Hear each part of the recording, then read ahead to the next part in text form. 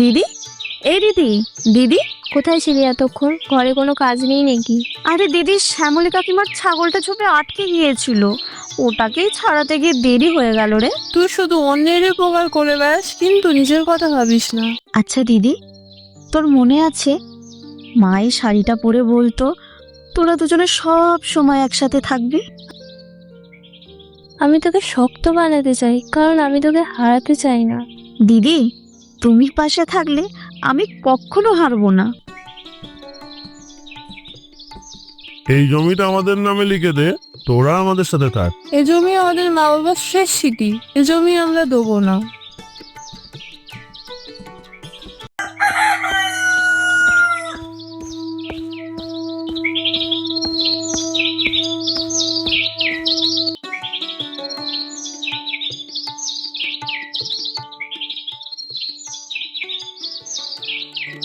দিদি, তাহলে কি আমরা সব হারিয়ে ফেলবো? আমি বেঁচে থাকতে কিছুই হবে না। প্রধান মশাই, এই জমি আমাদের মা বাবার, কিন্তু এই জমি আমাদের কাকা আমাদের থেকে কেড়ে নিতে চাইছে।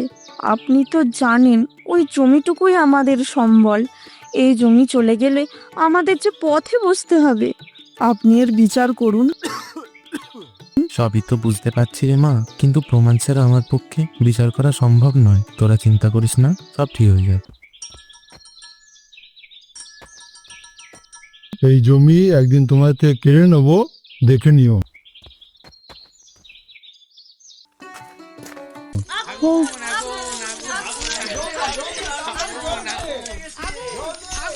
জানো দিদি, এসব হচ্ছে ওদের অন্যায়ের ফল।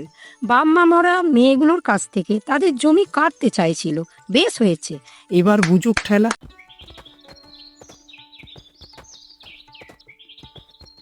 আমাদেরকে ক্ষমা করে দে তোরা, আমরা অনেক বড় ভুল করেছি।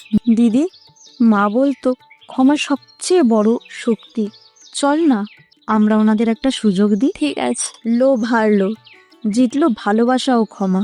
লোভ মানুষকে অন্ধ করে দেয়, কিন্তু ক্ষমা মানুষকে মহান করে তোলে।